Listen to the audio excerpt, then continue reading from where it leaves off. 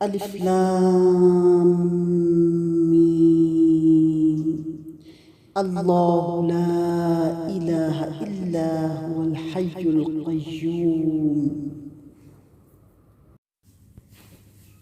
نحمده ونصلي على رسوله الكريم اما بعد فاعوذ بالله من الشیطان الرجیم بسم اللہ الرحمن الرحیم يا أيها الذين آمنوا لا تأكلوا الربا أضعافا مضاعفة اے ایمان والو بڑھا چڑھا کر سود نہ کھاؤ واتقوا اللہ لعلکم تفلحون اور اللہ تعالیٰ سے ڈرو تاکہ تمہیں نجات ملے۔ عزیزان گرامی، احد کی شکست کا بڑا سبب یہ تھا کہ مسلمان عین کامیابی کے موقع پر مال کی لالچ سے مغلوب ہو گئے اور اپنے کام کو تکمیل تک پہنچانے کے بجائے غنیمت لوٹنے میں لگ گئے۔ اس لیے اللہ سبحانہ وتعالی نے اس حالت کی اصلاح کے لیے زر پرستی کے سرچشمے پر بند باندھنا ضروری سمجھا اور حکم دیا کہ سود خوری سے باز آؤ، جس میں آدمی رات دن اپنے نفع کے بڑھنے چڑھنے کا حساب لگاتا رہتا ہے، اور جس کی وجہ سے آدمی کے اندر روپے کی حرص بے حد بڑھتی چلی جاتی ہے۔ سود کو حرام قرار دیا گیا ہے۔ وَاتَّقُوا النَّارَ الَّتِي أُعِدَّتْ لِلْكَافِرِينَ، اور اس آگ سے ڈرو جو کافروں کے لیے تیار کی گئی ہے۔ وَأَطِيعُوا اللَّهَ وَالرَّسُولَ لَعَلَّكُمْ تُرْحَمُونَ، اور اللہ اور اس کے رسول کی فرما برداری کرو تاکہ تم پر رحم کیا جائے۔ اس میں اہل ایمان کے لیے قیمتی ہدایات ہیں۔ وَسَارِعُوا إِلَى مَغْفِرَةٍ مِّن رَّبِّكُمْ، اور اپنے رب کی بخشش کی طرف اور اس جنت کی طرف دوڑو۔ مِّن رَّبِّكُمْ وَجَنَّةٍ، اور اپنے رب کی بخشش کی طرف اور اس جنت کی طرف دوڑو۔ عرضها السماوات والارض، جس کا عرض آسمانوں اور زمین کے برابر ہے۔ اعدت للمتقین، جو پرہیزگاروں کے لیے تیار کی گئی ہے۔ عزیزان گرامی، اللہ سبحانہ وتعالی اپنے بندوں کو عذابوں سے ڈراتا ہے اور پھر اپنے رسول صلی اللہ علیہ وآلہ وسلم کی اطاعت پر آمادہ کرتا ہے اور اس پر رحم اور کرم کا وعدہ دیتا ہے۔ پھر سعادت دارین کے حصول کے لیے نیکیوں کی طرف سبقت کرنے کو فرماتا ہے اور جنت کی تعریف کرتا ہے۔ چوڑائی کو بیان کر کے لمبائی کا اندازہ سننے والوں پر ہی چھوڑا جاتا ہے۔ جس طرح جنتی فرش کی تعریف کرتے ہوئے فرمایا متکئین علی فرش بطائنها من استبرق، یعنی اس کا استر نرم ریشم کا ہے، تو مطلب یہ ہے کہ جب استر ایسا ہے تو ابرے کا کیا ٹھکانہ ہے۔ اسی طرح یہاں بھی بیان ہو رہا ہے کہ جب عرض ساتوں آسمانوں اور ساتویں زمینوں کے برابر ہے تو طول کتنا بڑا ہوگا، اور بعض نے کہا ہے کہ عرض اور طول یعنی لمبائی چوڑائی دونوں برابر ہے، کیونکہ جنت مثل قبا کے عرش کے نیچے ہے، اور جو چیز قبا نما ہو یا مستدیر ہو اس کا عرض اور طول یکساں ہوتا ہے۔ ایک صحیح حدیث میں ہے، جب تم اللہ سے جنت مانگو تو فردوس کا سوال کرو، وہ سب سے اونچی اور سب سے اچھی جنت ہے۔ اسی جنت سے سب نہریں جاری ہوتی ہیں، اور اسی کی چھت اللہ سبحانہ وتعالی رحمان الرحیم کا عرش ہے، اور اسی کی جو چھت ہے وہ اللہ تعالی رحمان الرحیم کا عرش ہے۔ مسند امام احمد میں ہے کہ ہرقل نے حضور صلی اللہ علیہ وسلم کی خدمت میں بطور اعتراض کے ایک سوال لکھ کر بھیجا کہ آپ مجھے اس جنت کی دعوت دے رہے ہیں جس کی چوڑائی آسمان اور زمین کے برابر ہے، تو یہ فرمائیے کہ پھر جہنم کہاں گئی؟ حضور صلی اللہ علیہ وآلہ وسلم نے فرمایا یعلا بن مرہ کی ملاقات حمص میں ہوئی تھی۔ کہتے ہیں اس وقت یہ بہت ہی بوڑھا ہو گیا تھا، کہنے لگا جب میں نے یہ خط حضور صلی اللہ علیہ وسلم کو دیا تو آپ نے اپنی بائیں طرف کے ایک صحابی کو دیا۔ میں نے لوگوں سے پوچھا ان کا کیا نام ہے؟ لوگوں نے کہا یہ حضرت امیر معاویہ رضی اللہ تعالیٰ عنہ ہے۔ حضرت عمر رضی اللہ تعالیٰ عنہ سے بھی یہی سوال ہوا تھا، تو آپ نے فرمایا تھا کہ دن کے وقت رات اور رات کے وقت دن کہا جاتا ہے۔ یہودی یہ جواب سن کر کھسیانے ہو کر کہنے لگے کہ یہ تورات سے ماخوذ کیا ہوگا۔ حضرت ابن عباس رضی اللہ تعالیٰ عنہ سے بھی یہ جواب مروی ہے۔ ایک مرفوع حدیث میں ہے کسی نے حضور صلی اللہ علیہ وآلہ وسلم سے پوچھا تو آپ نے جواب میں فرمایا جب ہر چیز پر رات آ جاتی ہے تو دن کہاں جاتا ہے؟ اس نے کہا جہاں اللہ چاہے۔ آپ نے فرمایا اسی طرح جہنم بھی جہاں چاہے۔ اس جملہ کے دو معنی ہوتے ہیں، ایک تو یہ کہ رات کے وقت ہم کو دن کو نہیں دیکھ سکتے، لیکن تاہم دن کا کسی جگہ ہونا ناممکن نہیں۔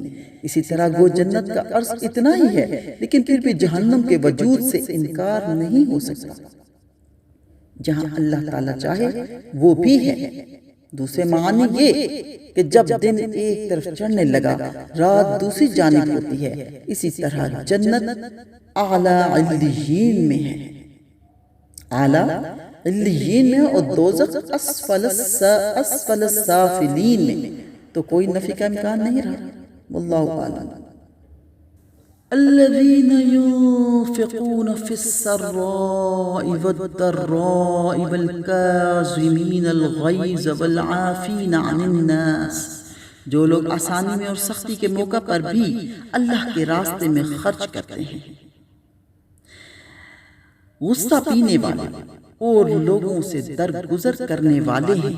واللہ یحب المحسنین، اور اللہ تعالیٰ ان نیک کاروں سے محبت کرتا ہے۔ سود خوری جس سوسائٹی میں موجود ہوتی ہے اس کے اندر سود خوری کی وجہ سے دو قسم کے اخلاقی امراض پیدا ہوتے ہیں۔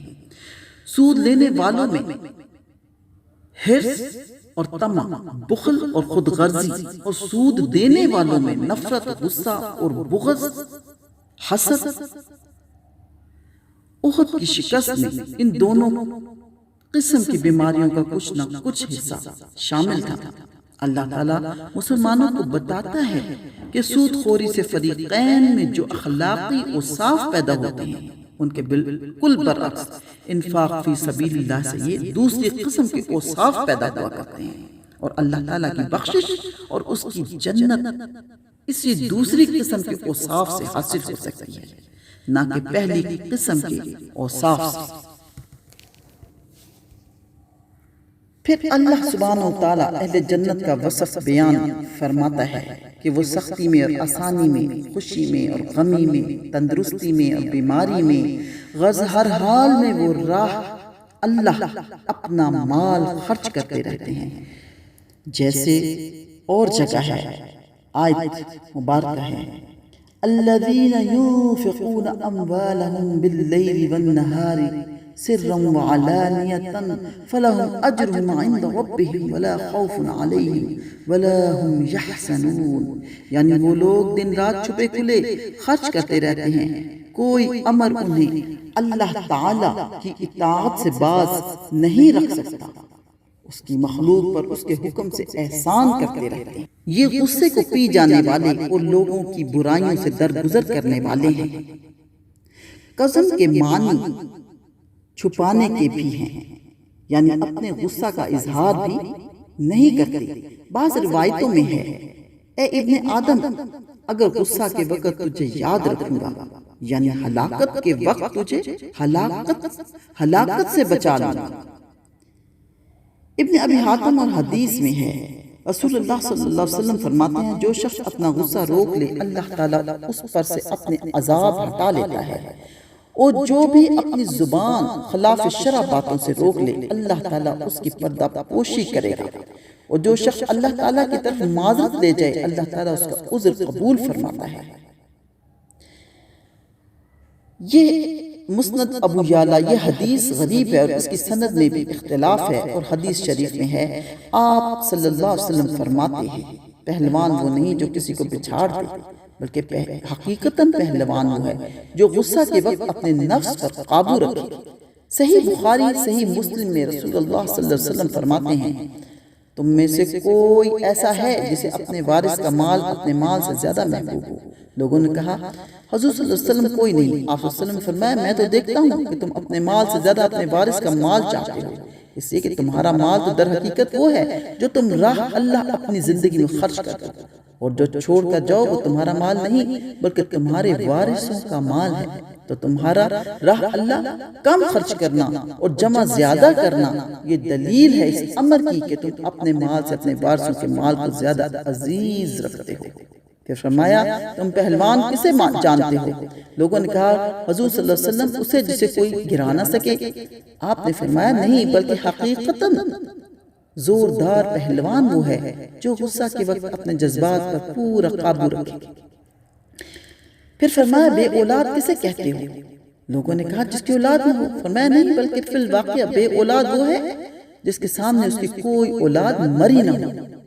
مسلم میں ہے۔ ایک اور روایت میں یہ بھی ہے کہ آپ نے دریافت فرمایا کہ جانتے ہو مفلس کنگال کون ہے؟ لوگوں نے کہا جس کے پاس مال نہ ہو۔ آپ نے فرمایا بلکہ وہ جس نے اپنا مال اپنی زندگی میں راہ اللہ نہ دیا۔ رسول اللہ صلی اللہ علیہ وآلہ وسلم نے فرمایا کہ غصہ شیطان کی طرف سے ہے اور شیطان آگ سے پیدا ہوا ہے اور آگ بجھانے والی چیز پانی ہے، بس تم غصہ کے وقت وضو کرنے بیٹھ جاؤ۔ حضور صلی اللہ علیہ وسلم کا یہ ارشاد ہے کہ جو شخص کسی تنگ دست کو مہلت دے یا اپنا قرض اسے معاف کر دے اور اللہ تعالیٰ اسے جہنم سے آزاد کر دیتا ہے۔ لوگوں سنو جنت کے اعمال سخت اور مشکل ہیں، جہنم کے کام آسان اور سہل ہے۔ نیک بخت وہی ہے جو فتنوں سے بچ جائے۔ کسی گھونٹ کا پینا اللہ کو ایسا پسند نہیں جتنا غصہ کے گھونٹ کا پی جانا۔ ایسے شخص کے دل میں ایمان رچ جاتا ہے۔ حضور صلی اللہ علیہ وسلم فرماتے ہیں جو شخص اپنا غصہ اتارنے کی طاقت رکھتے ہوئے پھر بھی ضبط کر لے اللہ تعالیٰ اس کا دل امن اور امان سے پر کر دیتا ہے۔ جو شخص باوجود موجود ہونے کے شہرت کے کپڑے کو تواضع کی وجہ سے چھوڑ دے اسے اللہ تعالیٰ کرامت و عزت کا لباس قیامت کے دن پہنائے گا، اور جو کسی کا سر چھپائے اللہ تعالیٰ اسے قیامت کے دن بادشاہت کا تاج پہنائے گا۔ یہ ابو داود میں ہے۔ حضرت محمد صلی اللہ علیہ وسلم فرماتے ہیں جو شخص باوجود قدرت کے اپنا غصہ ضبط کر لے اس سے اللہ تعالیٰ تمام مخلوق کے سامنے بلا کر اختیار دے گا کہ جس حور کو چاہے پسند کر لے۔ بس آیت کا مطلب یہ ہوا کہ وہ اپنے غصے میں آپے سے باہر نہیں ہوتے، لوگوں کو ان کی طرف سے برائی نہیں پہنچتی بلکہ اپنے جذبات کو دبائے رکھتے ہیں اور اللہ تعالیٰ سے ڈر کر ثواب کی امید پر معاملہ اللہ کے سپرد کرتے ہیں، لوگوں سے درگزر کرتے ہیں، ظالموں کے ظلم کا بدلہ نہیں لیتے، اسی کو احسان کہتے ہیں۔ صدق اللہ العظیم۔